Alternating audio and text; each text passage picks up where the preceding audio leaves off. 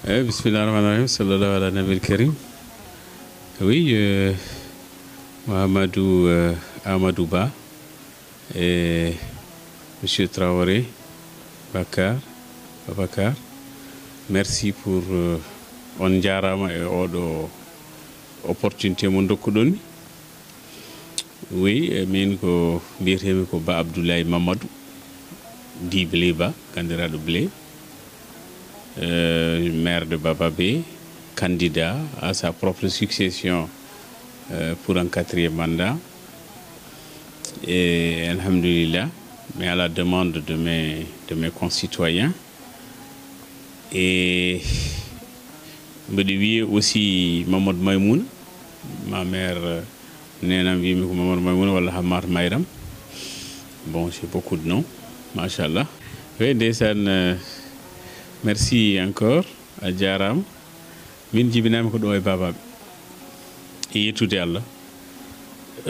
Ko ɗo mawnumi ɗo janngumi école primaire, ko ɗo piijmi, ko ɗo janngumi geɗeji fof gurdam. D'abord babam ko gandaɗo ko Ceerno Boubou Mohamed Ali, Cheikh Mohamed Ali, nannimi Qur'an mbiɗa mbaɗa 6 ans.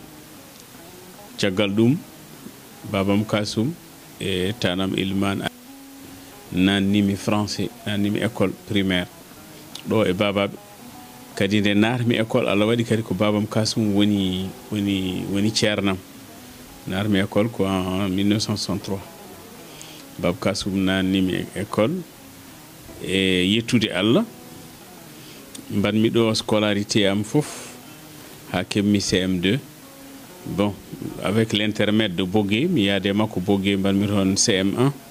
Après gartumi ɗo battumi ɗo CM2 ha dañmi entré en 6e en 1970-71. Nden narmi entré en 6e.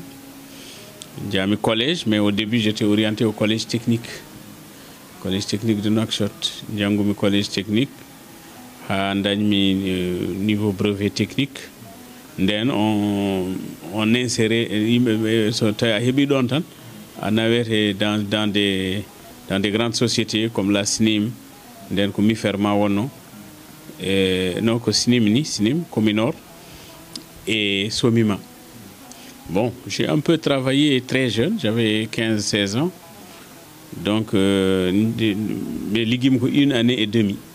Après j'ai vu que yadani e ko jinmi ko goppumi. Gartami Nouakchott mbanmi concours ENA poste, assistant des techniques aérospatiales et maritimes. Et ben gandi ɗum holko firti. Mbanmi ɗum à la poste pendant mbanmi ɗon à l'ENA de Nouakchott pendant duuɓi ɗiɗi. Caggal ɗum kadi wasi hawrande parce que liggimi hen ko 1 année. Bon, jimi niveau o, jimi liggey o no sifori et ambition am yadani hen. J'ai demandé une bourse pour faire une formation moyenne. Bourse on dañmi ɗum. J'ai orienté au Maroc. Mais ne jaami Maroc aussi, comme je me de formation supérieure, inscrivimi en capacité en droit. Parce que je me des études juridiques. Et j'étais bien préparé pour ça. Donc, mes capacités en droit 2 ans. J'ai réussi ma capacité avec mention très bien. Et major de ma promotion en capacité. J'ai commencé mes puɗɗimi janngude université, enfin comme pour wadde licence en 81.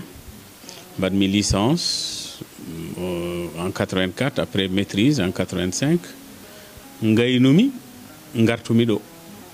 Bon, nde gartumi natami e vie professionnelle e yettude Allah mi dañani hay caɗele gote pour être inséré et aussi pour wawde wadde liggeyam e yettude Allah. Bon, donc ɗum ɗon kam gadorimi ko une société biyetenoɗo SMCPP qui faisait la commercialisation des produits pétroliers. Bon, gonmi hen conseil juridique, après directeur administratif, après conseiller chargé de la privatisation. On société privatisée. Il y a eu des Naftec algériens, l'État mauritanien a des Naftec parce que c'est eux qui approvisionnent en Mauritanie en produits pétroliers. Ils gèrent aussi la raffinerie de Nouadhibou. Donc, voilà, en accord avec l'Algérie, mais ils tirent la distribution. Bon, mais je ne m'entendais pas bien avec eux. En 2001, j'ai été nommé conseiller au cabinet du président de la République. Dans un circuit politique. Bon, parcours politique, mais d'abord, je suis Guilembo de famille, je suis intéressé par la politique. Au début, j'étais un peu, disons, un militant du MND, du Mouvement National Démocratique, du Wonihen. Guilembo de famille, c'est quoi. Pas même Guilembo, mais soit étudiant. On est étudiant pays mais parce que c'est un peu de gauche. Bon, j'étais un peu révolutionnaire, un peu de gauche et sensibilité de gauche. Voilà, mais joue un rôle important. Je sais que des anecdotes. Une fois, j'étais responsable, voilà, un des responsables du bureau des étudiants mauritaniens au Maroc. Et là, on avait beaucoup de Mauritaniens, quoi. Maroc, nos Mauritaniens, bien que les Beldano. Bon, parce que Haouriko étant président Haïdalla Veldane Hassan II. Bon, parce qu'il est en penchant pour le Sahara, pour l'autonomie du Sahara. Bon, Johnny Non, c'est-à-dire comme membre du bureau des étudiants. Et on avait plus de 1500 étudiants. Bon, j'ai aidé beaucoup d'étudiants à s'inscrire et à obtenir des bourses, à suivre un cursus au niveau du Maroc. Et j'étais très prêt par rapport au suivi. Bon, mais pour anecdote, que quand à un moment, les étudiants étaient très divisés, d'autres pro-nasséristes, wahavistes, d'autres nationalistes négro-africains. Bon, nous, on était un peu au centre, on était au MND, il y avait l'AMD. L'AMD, c'était une autre version du MND, mais une version qui était plutôt tendance proche du Maroc, qui était opposée au président Haïdalla à l'époque. Un jour, les étudiants étaient tellement divisés que c'est arrivé aux oreilles des Marocains. Le responsable marocain qui avait rang de secrétaire d'État, M. Haddawi, il me respectait beaucoup. Je ne lui ai jamais posé un problème qu'il n'ait pas réglé. Qu'il n'a pas réglé. Donc, oui, mais M. Ba, les MND est catalogué comme étant opposé au Maroc, pro-algérien. Comme ça, oui, mais je sais pas. Les Mauritaniens sont très divisés. Il y a des pro-marocains, il y a des pro-algériens, des pro-marocains, oui, il y a des pro-libyens, il y a des pro-irakiens, il y a des nationalistes. Et on me dit que vous-même, vous êtes du MND. Je lui ai dit, Excellence, il n'y a pas beaucoup de place pour les pro-mauritaniens. Moi, je ne suis ni pro-irakien, ni nationaliste néo-africain, mais je suis pro-mauritanien. Bon, il a souri un peu, bon, mais c'est pour me dire, nous savons ce que vous faites. Bon, tu comprends. Malgré le risque, parce que le Maroc, c'est un État très, très fort, et le système d'information est très développé là-bas. Bon, un étudiant mauritanien, promotionnaire de sa majesté,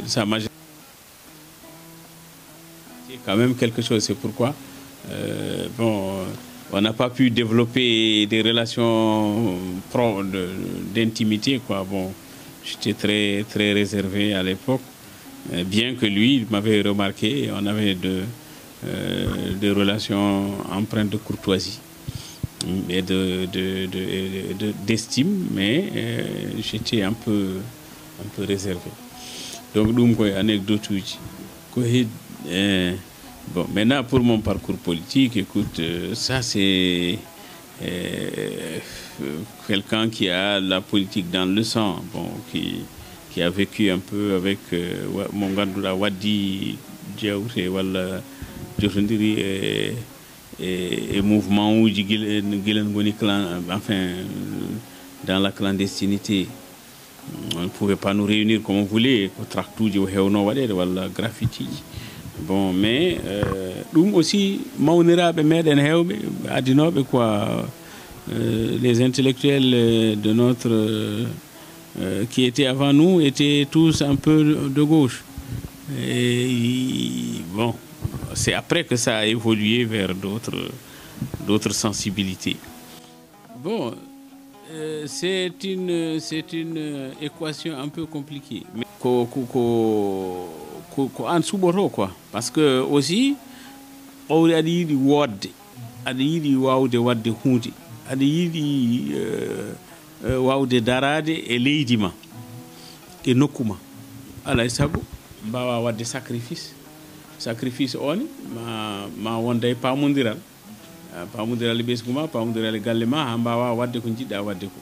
Hay sinno noon ina muusi hen sahaji, ina muusi très sincèrement. So tawi kadi tu es entier et so tawi kadi aɗa yiiɗi wadde hunde de façon rigoureuse et sérieuse, par ce que a wawa wiide aɗa yaha barkuji walla aɗa waɗa activité ji wonɗin walla aɗa sacrifie temps ma e wonɗin gueɗeji, bon tawa aussi famille ma walla ɓesgu ma famananima ɗum, il faut pamanma ɗum. Eyyi kono noon kam très franchement ene heewi tampere, ene heewi, ene muusi, surtout e yettude Allah. Min aɗa andi wona responsabilité goto jogui. Bon, responsabilité locale mo joguimi o en tant qu'élu local, maire de la commune de Bababé. C'est une commune importante qui a 16-17 000 habitants.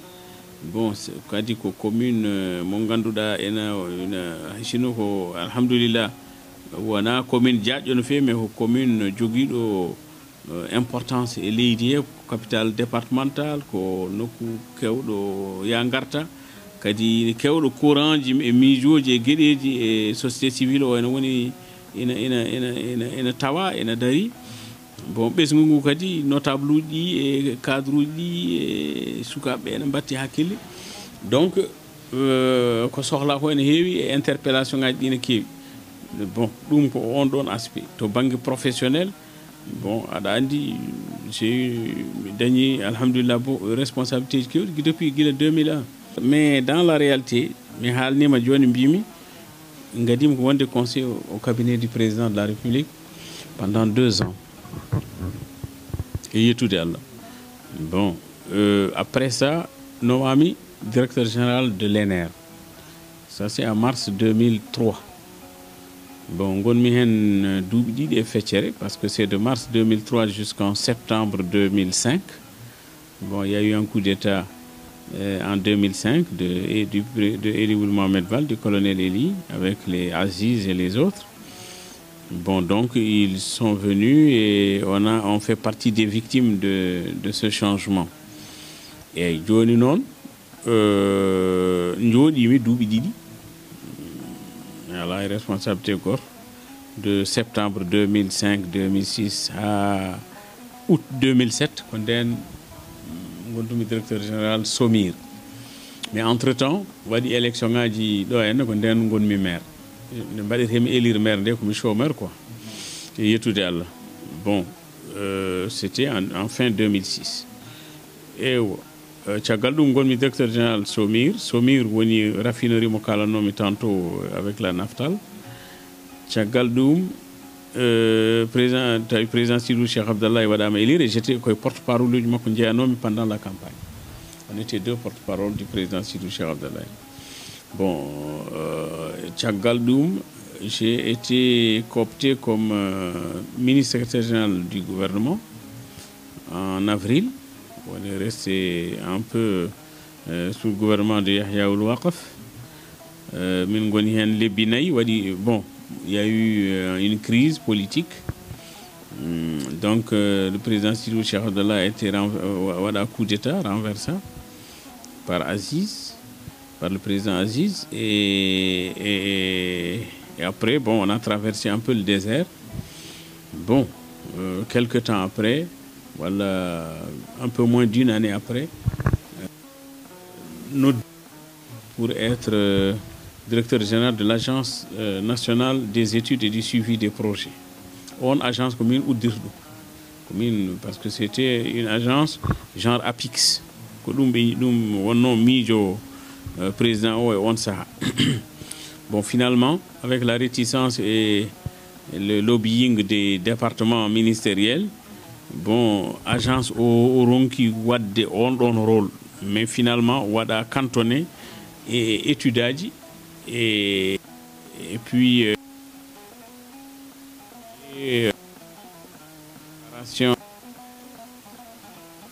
de financement et suivi un peu de ça, mais qui n'était pas de l'ampleur et de l'importance des activités de l'APIX quoi, qui étaient identifiées au début.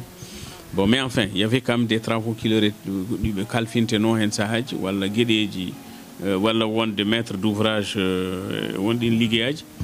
Bon, donc mais me boyane en agence. J'ai à nouveau le désert pendant les Naïwal Djoui. Après, nommé chargé de mission à la présidence de la République. Bon, ça c'était en 2010, en avril 2010. Donc, en avril 2010 à mars 2011, nommé directeur général de la SMCP, Société Mauritanienne de commercialisation du poisson. Bon, c'est une très grande société, très importante. Mon gandouda n'a pas de faillite parce que quand nous exportation produits du congelé soumis à l'obligation de débarquement, les démerceaux, donc vous verrez les démerceaux, et les céphalopodes, les crustacés et les fruits de mer. Des produits pour joga de valeur et exporter. Donc cette société, je suis fier de l'avoir dirigée parce que Allah est doum parce que les ngarme mako yetude Allah au jogino chiffre d'affaires de 200 millions de dollars. Bon, mais woni hen doubi djedi parce que j'ai quitté en mars 2018. De mars 2011 à mars 2018 commune woni directeur général SMCP hay goto hay neddo goto meedani wonde e société ko buri duubi tati hay goto bon won hen ko hitande won hen ko duubi didi wonbe hen duubi tati mais min goto dañi on don record wonde hen duubi jeedidi Allah ne gonmi ronde les opérateurs na belti parce que mi wona neddo tampino wala parce que contradiction ngaji na kewi hakkunde mabbe les artisanaux, les industriels, les glaciers, les gorfo ena jogi intérêt ji mudum e yende mudum ko fédération ngaji kadi na kewi mais Allah wallimi gerde be e haldude habe mbawi goto fof wawi wadde wala wawi exécuter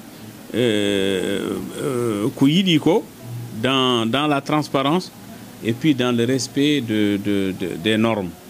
Dans l'intérêt du pays. Parce que, bon, crise aji kewdi mbadino hade am arde une crise aji ngaddani société kewdi uddude à cause des crises de vente ou de mévente ou de mauvaises négociations ha addana société di uddude société kewdi en 2008 la crise de 2008 a été une crise catastrophique pour laquelle la Mauritanie a perdu Kalis Kewd. Société Kewd comme c'est des sociétés privées qui passaient par la SMCP, à cause de cette crise, ngoni en faillite.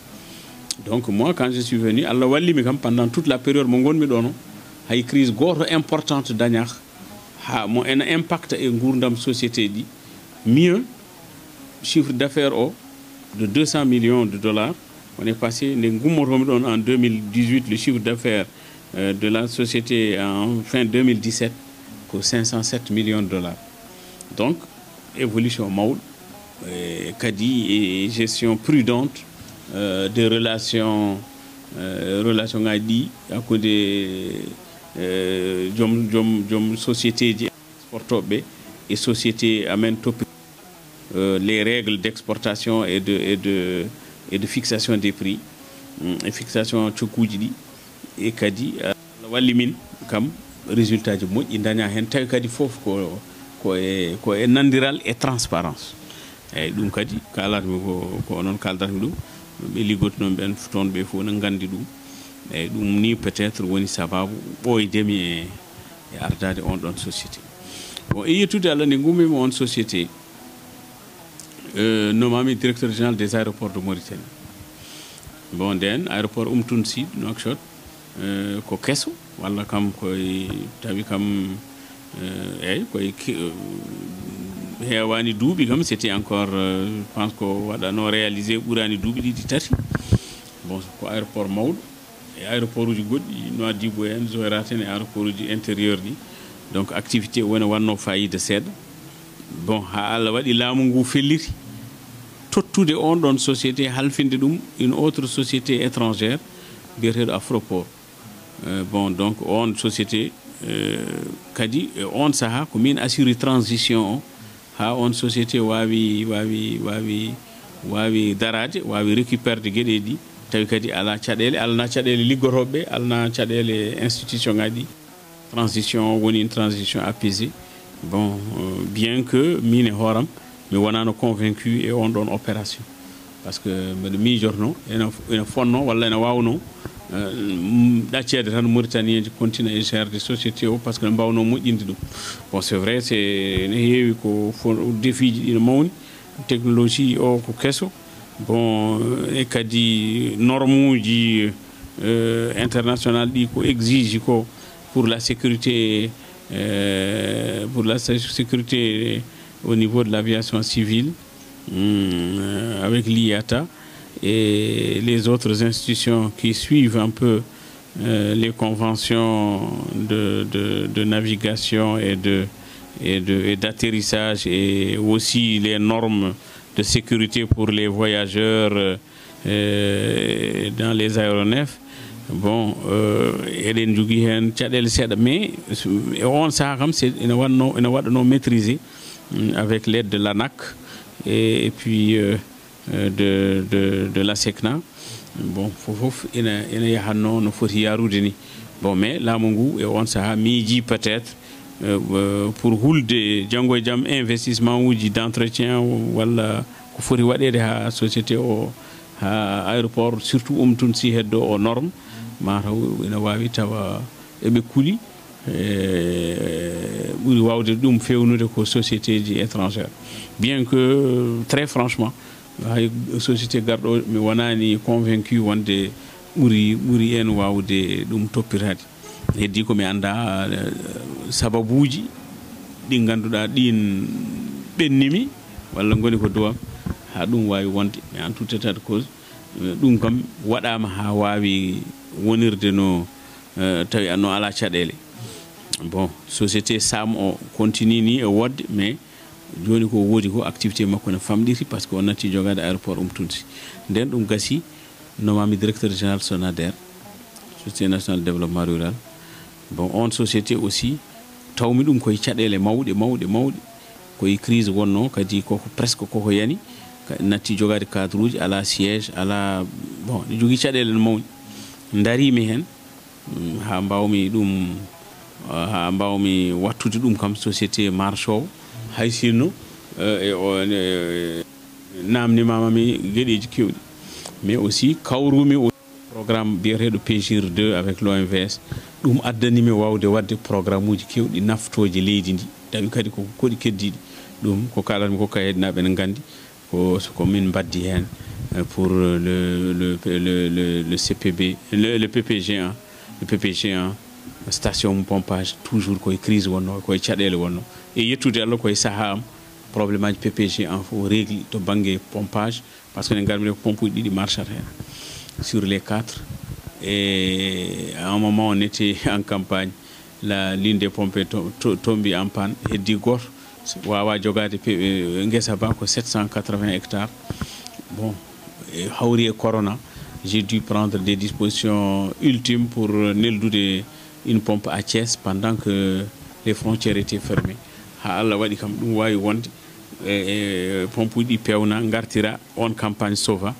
ƴettumi noon mission wadde feere ha mi réhabilite station pompage PPG et yettude Allah bon on a pu trouver des finances min dañ financement uji ha mbawi wallude min ɗum pewnumi pompuji bonnoɗi ɗi fof codanmi pompuji kessi avec une pompe de réserve neuve et des pièces de rechange woni ɗon le pont vent de Kaydi réparé avec ha wawi réguler entre le Gorgol et le fleuve pendant l'hivernage surtout et aussi so tawi hivernage so période de décrue waɗi ɗum ɗenen wiyatno pont vent o wawa udditede wawa liberde ndiyam yimɓe mbawa dañde walo ɗum ko pour ma fondu en etc ɗum hawraniɓe Fungleyta aussi canal principal Fungleyta o sur 24,8 km koko bouchino bon mi jogui une vieille machine pour enlever les herbes là, la tifa qui gêne le passage de l'eau. Allah wallimi kadi dans le cadre des programmes qu'on avait avec l'État banmi ɗum nettoyer banmi ɗum complètement sur les 24,8 km. Bon, les gens de Fungleyta m'en sont toujours reconnaissants. Min mbaɗi aussi la berge, protection de la berge depuis le pont Vannes jusqu'à ha yettoyi no wiyete Tulde sur 1 km 200. D'ailleurs le surveillant des travaux ko Bab Sidi wonno et alhamdulillah. C'est pourquoi ça m'a valu beaucoup d'éloges de la part des Kaydiens.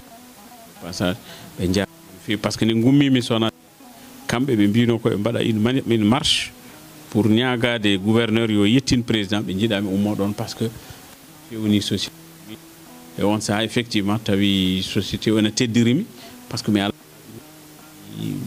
no jiiɗirmi ni won seeɗa ɓe joguimi bon mbiɗa yetta ɗumen qui ont travaillé loyalement avec moi mais ko poɗɗo no société poɗɗo no Sonader ko joguino eno andirano tawi natti wawde wadde ko heewi matériel o kadi heewani les moyens même financiers étaient limités. Heureusement tan que j'ai eu mi wawi dañde projet ji gummoriɗo mi OMVS ha gaddanimi wawde wadde ɗum d'abord pour régler le problème des parents du Gorgol mais aussi de Bogué, le CPB aussi j'ai fait la même chose pour la station pompage CPB puis on a protégé un peu, on a réhabilité le canal et Kadi Wada protégé par on a assuré la sécurité du CPB qui est une grande plaine importante mais aussi on a renouvelé complètement la station pompage de Bogué avec les pompes Flight et Grimfest. Bon, c'est une longue histoire mais en tout cas même si les gens de Bogué n'ont pas exprimé autant d'enthousiasme à mon endroit que ceux de Kaydi, au moins Allah et wadidum parce que Bogué n'a aussi que bandiramen c'est des citoyens mauritaniens très engagés. Bon, d'autres projets qu'on a réalisés, on a réhabilité Pourrier, la ferme de Pourrier qui est connue, chinois étant président Mokhtar. Bon, donc on a refait ça, une pionnerie ferme, surtout le canal principal, les drains, les canaux secondaires, les tertiaires, vraiment les digues et diguettes, on a tout refait. Et sur 3050 hectares, 2021, 2022, ils ont, machallah, eu une récolte exceptionnelle. Donc, j'ai travaillé avec la société Azima qui a réalisé les travaux. Et puis, véritablement, c'était un plaisir de voir ça réussir. Sinon, il y a un autre projet qui a été inauguré, enfin démarré par le président actuel, le président Ghazouani, pour Mbiardumko Chechi. Chechi est une commune de Chirder Mogan, dans le Trarza, qui a été fait. Et ça me fait parce que c'est un projet dans son aménagement et dans sa production. Et aussi dans l'impact social. Parce qu'on donne projet, Rokadum ko miskineɓe hoɗɓe guure saraji koɗɗe e sara ɗon fof kadi ko propriété laamu ngu leydi laamu jeyi waɗa aménagé à peu près 500 hectares dont feccere et périmètre o irrigation mum ko gravitaire 50% walla 51% ko heddi ko par pompage j'ai aussi installé électrique. Et je me souviens, juste avant mon départ, quoi mission a été bâtie, mais wadde hadem umad Sonader, tawi ebe mbadi ebe choni leur première récolte qui on ganduda on don récolte ko financement état et Sonader minen mbadi dum labourer mbadi dum après l'aménagement pewni fof lamungu addi les intrants et les semences kambe be tota be balla avec l'encadrement de la Sonader be mbadi produire 6,7 tonnes à l'hectare. Kadi bon famille fof ene jogui 1 hectare wala pour 2 hectares nos familles à Djimbati. Et quand je les ai visités, j'ai les images. Certains étaient émus. À la fois par rapport à ce projet parce que bon, et ça leur a été donné. Bon, après Sonader, j'ai été nommé directeur général du port artisanal de Nouadhibou. Pas pour longtemps, je suis resté de janvier à mai 2022. Le 25 mai ou le 27 mai 2022, j'ai été nommé président de l'autorité de la zone franche de Nouadhibou. Donc vous voyez, alhamdoulilah, j'ai une carrière bien remplie. J'ai des missions très variées et différentes, de l'entretien routier à la gestion de l'exportation du poisson, à l'aéroport, au développement rural, au port, la zone franche. Bon, comme vous l'imaginez, c'est une mission encore plus variée. Mon gandouda ene heewi golle kala investisseur garo e leydi il va m'avoir agréé par la zone franche, en tout cas dans les limites de ça. Et puis bon, il y a une particulière, conditions fiscales, et facilité et simplification de toutes les procédures.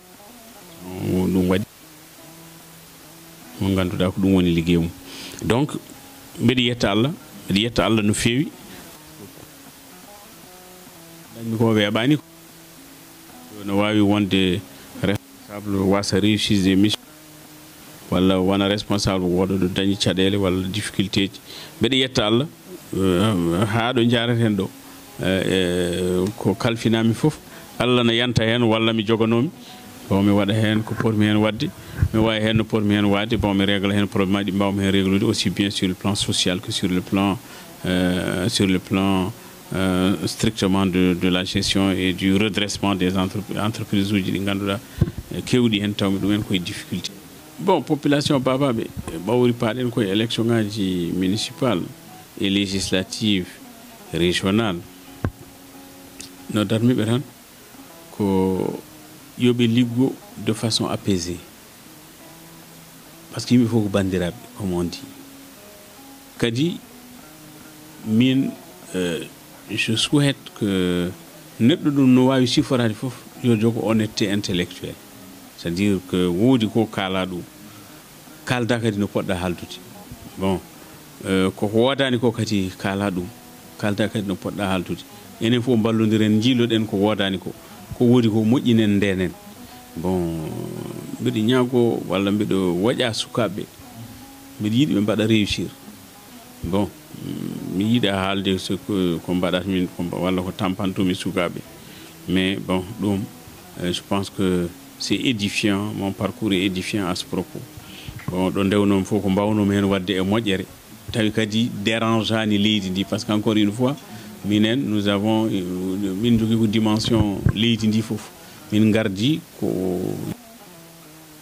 komin mbaɗata hen ha wawa nafde bandiraɓe ko koye haqqilantagal tan e maslaha e kadi e tawa kadi ina renta wadde hunde ko ganduɗa ene addana yimɓe jogade miijo an gonanɗa ɗo tan ko bande en walla ko wonɓe en yimɓe non enen gonanɗen ɗo ko yimɓe fof jiɗɗen wallude ko yimɓe fof mais bandiraɓe men no guƴƴi en ko mbawɗen wallude ɓe mbawɗen suggidde ɓe mbawɗen daranade walla ñaganade hunde walla hunde directement ɗo gonɗen en mbaɗat tan mbaɗirten kadi ko sabu Allah, mais dans le respect des règles, dans le respect des normes, et puis dans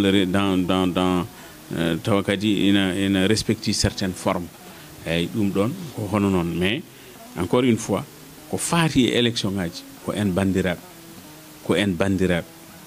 ko en hoddiɓe ko enen ndendi hunde fof goto men fof ne hande wonde hunde ne hande dañde eyyi so tawi Allah waɗi goto men ndewen caggal mum ballen ɗum cembinen ɗum wona gonga e men hay sinno en gondano e makko mo Allah waɗi fof gonen caggal mum eyyi kadi seɗen jiilo hunde jiilorɗen haqqille taw wona haare walla ɓernde walla kadi fawde yimɓe ko mbaɗani walla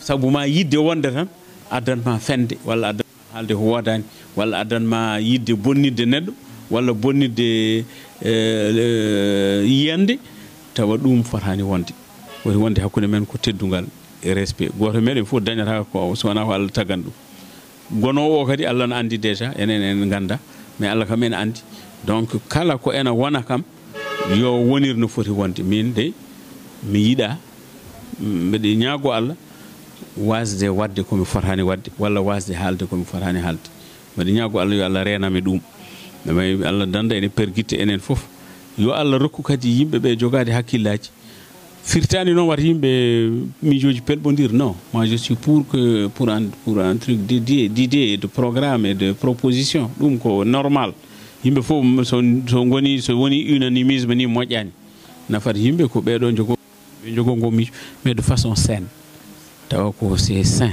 c'est-à-dire ina tawa ene selli quoi tawa wona tan non mbeɗo ko kaari pourquoi kaari ne wonno ɗo walla pourquoi daña ɗum ɗo walla pourquoi non ko wonata ko Allah waɗata bon parce que en kaali joni mon parcours mais mi waɗi ɗum bon mi ɓurani kadi hay goto mataw ko hoddiroji e kadi e taylare e wadde hen ko wawi e relation ngaji moƴƴi e yimɓe foof et aussi et transparence parce que min j'ai été contrôlé plusieurs fois waɗama contrôle laabi kewɗi e yettude Allah bon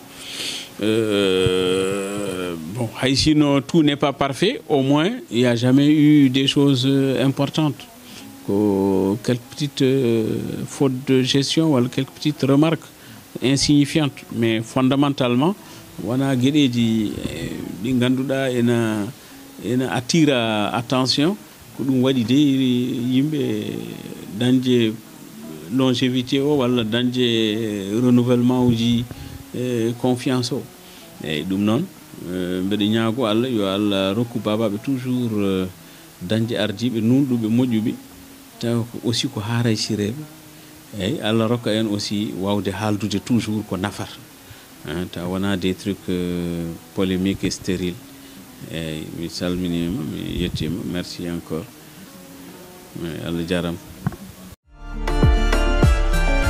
L'agence de communication Khalifa Ababakar, Bababé TV, la plume du Wallo en route pour la campagne électorale. Au menu, des interviews, des publi-reportages et des invités de marque. En plus de l'inauguration du bureau de Bababé TV, un centre de formation en informatique, en anglais et en mathématiques est disponible.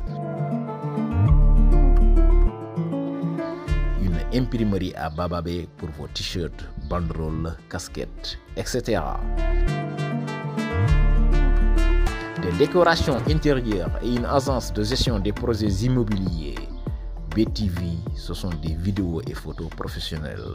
Bientôt à Bababé, Inch'Allah. Inch'Allah. Inch'Allah.